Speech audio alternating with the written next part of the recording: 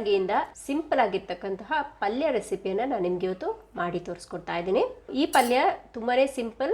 ಹಾಗಾದರೆ ಬನ್ನಿ ಕ್ವಿಕ್ಕಾಗಿ ಮೂಲಂಗಿ ಪಲ್ಯ ಹೇಗೆ ಮಾಡೋದು ಅಂತ ಕ್ವಿಕ್ಕಾಗಿ ವಿಡಿಯೋ ನೋಡ್ಕೊಂಡು ಬರೋಣ. 1/4 kg ಆಗುವಷ್ಟು ನಾನು ಮೂಲಂಗಿಯನ್ನು ತಗೊಂಡಿದ್ದೀನಿ. ಇಲ್ಲಿ ನಾನು ಮೂಲಂಗಿ ಸಿಪ್ಪೆಯನ್ನೆಲ್ಲ ಸಂಪೂರ್ಣವಾಗಿ ತೆಗೆದು ಇಟ್ಕೊಂಡಿದ್ದೀನಿ. ನಂತರ ಒಂದು ಪ್ಲೇಟ್ ಮೇಲೆ ಈ ಗ್ರೇಟರನ್ನು ಇಟ್ಕೊಂಡು ಮೂಲಂಗಿಯನ್ನು ಕಂಪ್ಲೀಟಾಗಿ ತುರಿದು ತಗೋಬೇಕು.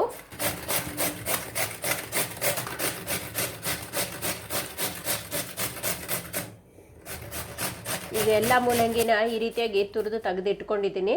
ನೋಡಿ ಇಷ್ಟು ಬಂದಿದೆ. ಇದನ್ನು ಮೊದಲೇ ಪಲ್ಯ ಮಾಡೋಕ್ಕೆ ಮುಂಚೆ ರೆಡಿ ಮಾಡಿ ಇಟ್ಕೋಬೇಕು.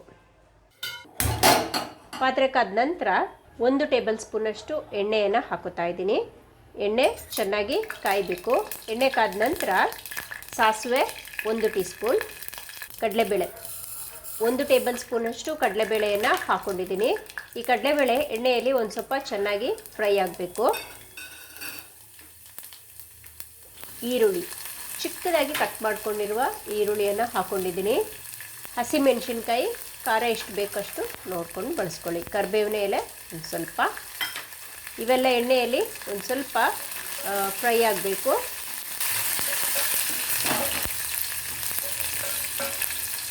ಈಗ ತುರಿದು ಇಟ್ಕೊಂಡಿರ್ತಕ್ಕಂತಹ ಮೂಲಂಗಿಯನ್ನು ನಾನು ಹಾಕುತ್ತಾ ಇದ್ದೀನಿ.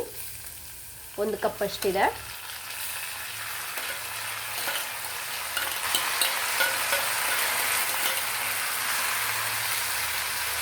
ಚೆನ್ನಾಗಿ ಕಲಿಸ್ಕೋಬೇಕು.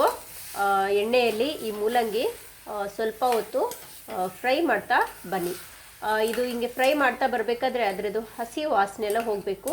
ಎಲ್ಲಿ ನೀರು ಹಾಕೋ ಅವಶ್ಯಕತೆ ಇಲ್ಲ. ಮೂಲಂಗಿಯಲ್ಲೇ ನೀರಿನಂಶ ಇರೋದ್ರಿಂದ ಅದು ಬಿಡ್ತಾ ಬರುತ್ತೆ.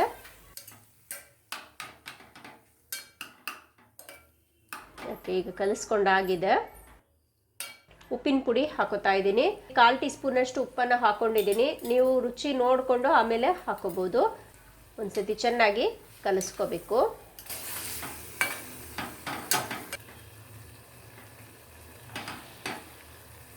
ಕಲಿಸ್ಕೊಂಡ ನಂತರ ಕಡಿಮೆ ಉರಿಯಲ್ಲಿ ಇಟ್ಕೊಂಡು ಮುಚ್ಚಳ ಮುಚ್ಚಿಬಿಟ್ಟು ಒಂದು 5 ನಿಮಿಷ ಇದನ್ನ ಬೇಯಕ್ಕೆ ಬಿಡಬೇಕು.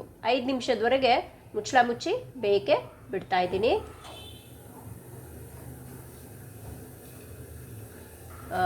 ಇದು 5 ನಿಮಿಷ ಆದ ನಂತರ ಮುಚ್ಚಳ ತೆಗೆದು ನೋಡೋಣ. ನೋಡಿ ಕಂಪ್ಲೀಟಾಗಿ ನೀರಿನಂಶ ಎಲ್ಲ ಹಿಂಗೆ ಬಂದಿದೆ. ಮೂಲಂಗಿ ಪಲ್ಯ ಕಂಪ್ಲೀಟಾಗಿ ಡ್ರೈ ಆಗಿದೆ, ಆಲ್ಮೋಸ್ಟ್ ಬೆಂದಿದೆ. ಒಂದ್ಸತಿ ಚೆನ್ನಾಗಿ ಕಲಿಸ್ಕೊಳ್ಳೋಣ. ಕಲಿಸ್ಕೊಂಡು ಉಪ್ಪು ಬೇಕಿದ್ದಲ್ಲಿ ಹಾಕೋಬೋದು. ಖಾರ ಬೇಕಿದ್ದಲ್ಲಿ ನೀವು ಒಂದು ಸ್ವಲ್ಪ ಕಾಳು ಮೆಣಸಿನ ಪುಡಿಯನ್ನು ಹಾಕೋಬೋದು ಕೊನೆಯಲ್ಲಿ. ಟೇಸ್ಟ್ ಚೆಕ್ ಮಾಡಿ ನೋಡಿ ನೀವು ಉಪ್ಪು ಬೇಕಿದ್ದರೆ ಬಳಸ್ಕೊಳ್ಳಿ. ಇದೀಗೆಲ್ಲ ಸರಿ ರೆಡಿಯಾಗಿದೆ, ಕರೆಕ್ಟಾಗಿದೆ ಟೇಸ್ಟ್ ಎಲ್ಲ. ನಾನಿವಾಗ ರೆಡಿ ಇದೆ, ಹಾಗಾಗಿ ಸ್ಟವನ್ನು ಆಫ್ ಮಾಡ್ಕೋತಾ ಇದ್ದೀನಿ. ಆಫ್ ಮಾಡ್ಕೊಂಡ ನಂತರ ಕೊನೆಯಲ್ಲಿ ಕಾಳು ಮೆಣಸಿನ ಪುಡಿಯನ್ನು ಹಾಕೋತಾ ಇದ್ದೀನಿ. 1 ಟೀ ಸ್ಪೂನಷ್ಟು ಕಾಳು ಮೆಣಸಿನ ಪುಡಿನ ಹಾಕ್ಕೊಂಡು ಚೆನ್ನಾಗಿ ಕಲಿಸ್ಕೋಬೇಕು.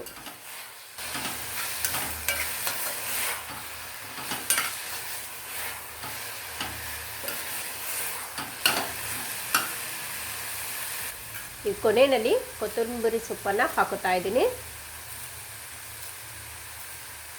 ಸ್ಟವನ್ನು ನಾನು ಕಂಪ್ಲೀಟಾಗಿ ಆಫ್ ಮಾಡ್ಕೊಂಡಿದ್ದೀನಿ. ಆಫ್ ಮಾಡಿಕೊಂಡು ಕೊತ್ತಂಬರಿ ಸೊಪ್ಪನ್ನು ಕೊನೆಯಲ್ಲಿ ಹಾಕ್ಕೊಂಡು ಒಂದ್ಸತಿ ಚೆನ್ನಾಗಿ ಕಲಿಸ್ಕೋಬೇಕು.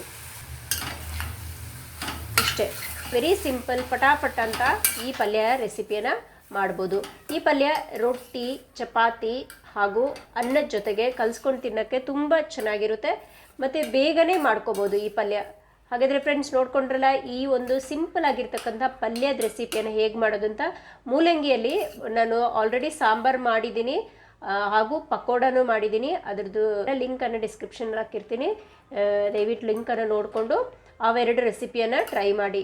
ತುಂಬಾ ಚೆನ್ನಾಗಿರುತ್ತೆ, ಸಿಂಪಲ್. ಹಾಗೂ ಈ ಒಂದು ಪಲ್ಯನ ಕಪ್ಪಲ್ಲಿ ಹಾಕ್ಕೊಂಡು ಹಾಗೇ ತಿನ್ಬೋದು. ಎಲ್ಲೂ ಮೂಲಂಗಿ ಅಂತ ಒಂದಿಷ್ಟು ನಿಮಗೆ ಗೊತ್ತಾಗಲ್ಲ, ಅಷ್ಟು ಚೆನ್ನಾಗಿರುತ್ತೆ. ಮಕ್ಕಳಿಗೆಲ್ಲ ಒಂದು ಕಪ್ಪಲ್ಲಿ ಹಾಕ್ಕೊಡಿ, ತುಂಬಾ ಒಳ್ಳೆಯದು. ನೀವು ಕೂಡ ಒಂದು ಕಪ್ಪಲ್ಲಿ ಹಾಕ್ಕೊಂಡು ತಿನ್ಬೋದು. ಅಷ್ಟು ಚೆನ್ನಾಗಿರ್ತಕ್ಕಂಥ ಒಂದು ಪಲ್ಯದ ರೆಸಿಪಿಯನ್ನು ನಾನು ನಿಮಗೆ ಮಾಡಿ ತೋರಿಸ್ಕೊಟ್ಟಿದ್ದೀನಿ. ಓಕೆ ಫ್ರೆಂಡ್ಸ್, ನೀವು ಕೂಡ ಮನೆಯಲ್ಲಿ ಟ್ರೈ ಮಾಡಿ. ಹಾಗೆ ಈ ರೆಸಿಪಿ ಹೇಗಿತ್ತು ಅಂತ ನನಗೆ ಕಮೆಂಟ್ ಮೂಲಕ ತಿಳಿಸಿ.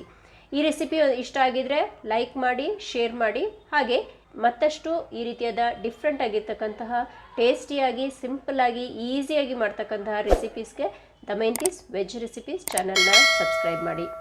ಮತ್ತೊಂದು ಹೊಸ ರೆಸಿಪಿಯೊಂದಿಗೆ ಮತ್ತೆ ಸಿಗ್ತೀನಿ. ವಿಡಿಯೋ ನೋಡಿದ್ದಕ್ಕೆ ಧನ್ಯವಾದ.